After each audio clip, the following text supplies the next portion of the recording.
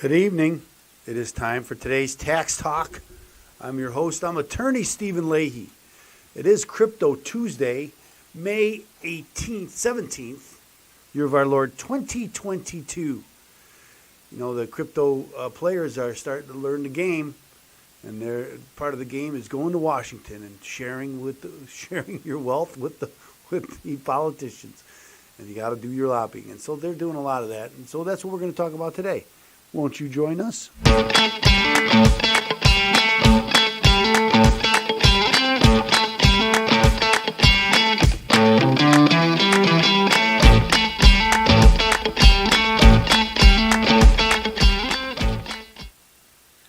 So here we are. Crypto's taken a hit lately, but it's still billions of dollars industry, even though it's some crypto coins have gone the way of the dodo bird, as they say. I saw that El Salvador, as we talked many times on Crypto Tuesday here, because El Salvador has their currency is U.S. dollar and Bitcoin. On the dip, they've been buying on the dip, so they're still all in. New York is having some trouble. You know, they're telling you got to be involved in crypto if you want to be a financial center. It's not going anywhere, and they're starting to realize that. And so, because there's so much money involved, they're starting to spend some money again on lobbying efforts and go into Washington and regulators and throughout actually every state. They are. I think we talked about this a couple of weeks ago, that they're spending money in state governments too, because the rules in Washington are still pretty flexible or have not yet been solidified, and so they're going to the state houses also to get their good legislation passed for them.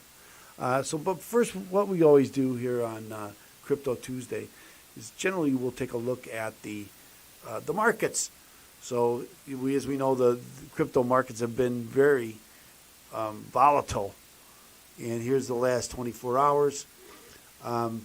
As we always say, it's lost and gained today, but generally on Crypto Tuesday, it's going up. And I think from the beginning of the day, it's up. It's up 1.75 Bitcoin, and Ethereum is up almost 3%, 2.76. Litecoin's up 8.59%. Pretty good. If we go down to the last week, Bitcoin is right at the $30,000 mark now. Been taking a dive, and again, very volatile. Looks like a roller coaster. Let's see if we can't see what they generally map each other. Although Ethereum looks like it's taken a dive and not really recovered very well over the last week. So, but that's where we always want to start and see where the market is. And actually, the news today might be the volatility of all crypto in the last 2 weeks. But here's the story I want to talk about today. Crypto comes to Washington. Will the millions buy influence? My answer is, yeah, probably. Yeah, probably it will. It buys influence. That's why. Why do I say that? That's why people do it, right? Because it buys influence. So let's. I think I remember when Microsoft was not had a very small budget for lobbying. They went after Washington was going after them for antitrust violations. And then they got smart and they started lobbying Washington, and those antitrust violations kind of went away. Excuse me. Okay, so Aaron braced for the worst when a mysterious group started buying television ads last month in her competitive southern Indiana congressional race. She assumed she would face a negative blitz like the one that crushed her in 2016 when she ran for the same seat. But in fact, the opposite happened. American Dream Federal Action, a super political action committee financed by a cryptocurrency CEO, saturated the district with ads promoting her as a Trump-tough conservative who would stop the socialists in Washington. That push helped secure her victory last week in a Republican primary. All you can do is hold your breath, Hodgkin's longtime consultant Cam Savage said of when they learned about the ad buy. It could help you, but the fear of it is that it will end you. The impact of the unsolicited helps shows how cryptocurrency tycoons are emerging as the new political power players. They are pouring millions of dollars into primary elections as they try to gain influence over members of Congress and other government officials who are crafting regulations. This year, for the first time, industry executives have spent nearly $20 million so far, according to records and interviews. I think it's much higher than that. It's a delicate but deliberate march by companies that make money based in part on evading government attention. It's too late for evading government attention, in my mind. More than $100 million also has been spent lobbying since 2018 by crypto companies, as well as those who potentially stand to lose if the industry goes mainstream, records show. Well, that's almost everybody. Every major bank, will lose. The push comes as the Biden administration and Congress consider new regulations that set funding levels for agencies that will oversee crypto. What do they want? They want no regulation, or they want to help write the regulation. What else is new? Asked Senator Brown, an industry critic. Cryptocurrency, that's like every other industry. Cryptocurrencies are digital assets that can be traded over the internet without relying on a global banking system. They've been promoted as a way for those with limited means to build wealth by investing in the next big thing. But they're also highly speculative and often lack transparency, which substantially increases risk. On Thursday, cryptocurrencies, including Bitcoin and Ethereum, plunged in value. It goes up, it goes down. It's volatile. It is very volatile, and it is risky. That's what makes it so risky. Santiago, deputy director of Global Anti-Scam, an organization that helps victims of cryptocurrency fraud, said the industry has been reluctant to police bad actors. Unless it affects their bottom line or public reputation, I don't think there's any financial incentive for them. That's what every industry does, right? You go after them only if it's beneficial for you. That's just the way things work. There are signs that crypto is going mainstream. You think? Fidelity Investments, one of the nation's largest providers of retirement accounts, announced earlier this month that it will start allowing investors to put Bitcoin in their 401k accounts. And that's going to be huge. And there are indications that the government is increasing scrutiny. Yes, they are. We've already talked about that many times on this show. The Securities and Exchange Commission unveiled a plan last week that would nearly double the size of the staff focused on cryptocurrency oversights. Just like the IRS, what do they want? More money. We don't have the funding. We need more funding.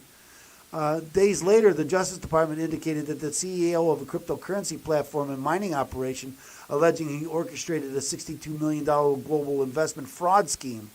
Meanwhile, members of Congress and the administration have raised concerns that Russian oligarchs could turn to cryptocurrency to evade U.S. sanctions put in place when Russia invaded Ukraine.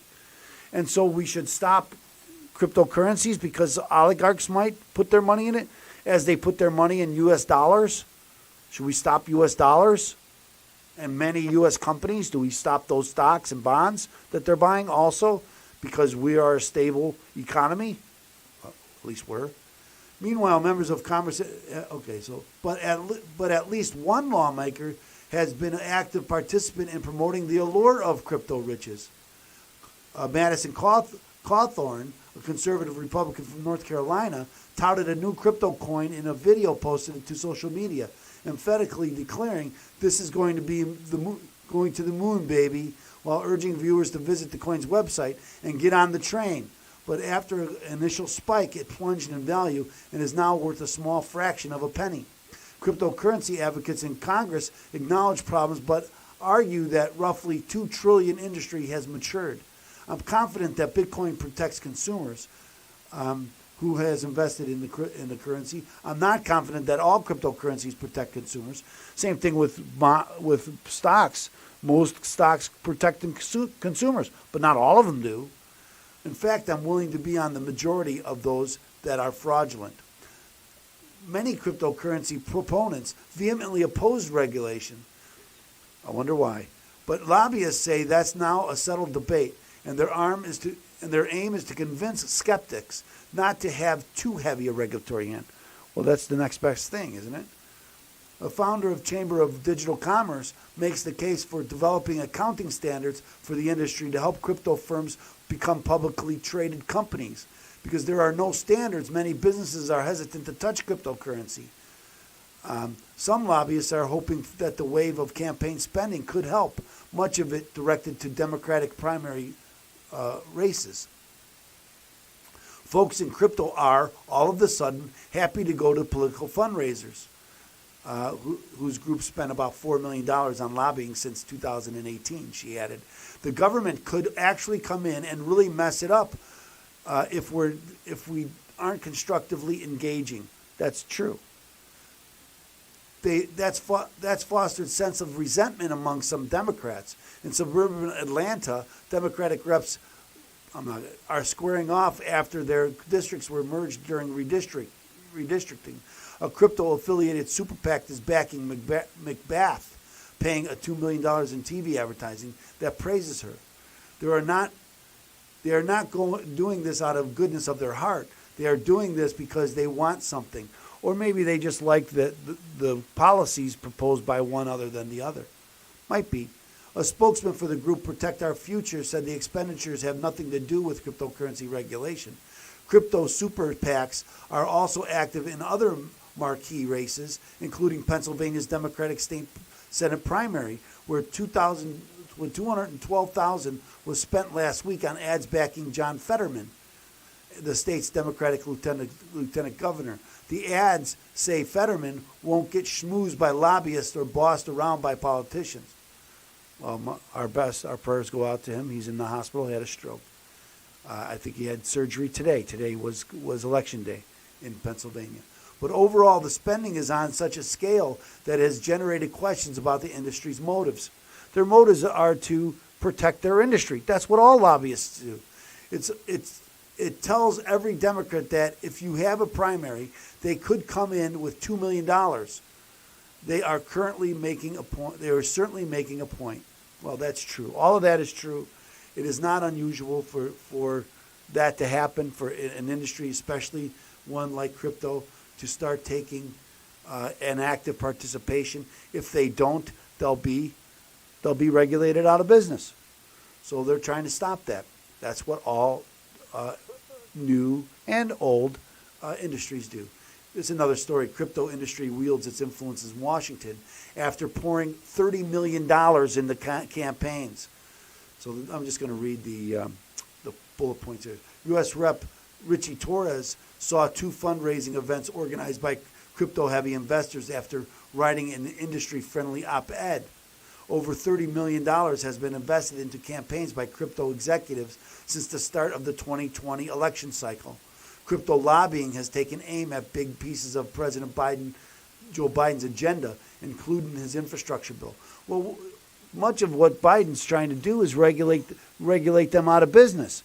And so they have every right to spend their money and lobby and support those who are going to who want to go to Washington to support their cause. That's what lobbying is all about. That's what free speech is all about. As the United States Supreme Court has said, dollars are speech, and so they have every right to spend their money and back politicians that they believe are going to help their industry and them. That's what happens. You could be against the whole structure, but that's the structure as we sit here today, and so that's the way it's going to work. And obviously, since the last 2 years, crypto has really exploded, and so there's more money now at stake, and there's more also to spread around to government officials, right? And that's really what's happening. So anyway, thanks so much for joining us. Remember, we're going to ask you to like and share. Maybe I should do this at the beginning and ask people to share and subscribe because we want to get this content out. So thanks so much. Remember, if you have an IRS problem, if you owe the IRS any money, if you haven't filed your tax returns in some time, the best thing to do, the first thing you should do, get a copy of my book, Deal with Your IRS Problem Today. Go to freeirsbook.com, freeirsbook.com, freeirsbook.com. Get your free copy of Deal with Your IRS Problem Today. So thanks so much for joining us here today. We'll be back tomorrow with some today's tax talk, and I hope you can join us then. Thank you so much again for joining us tonight.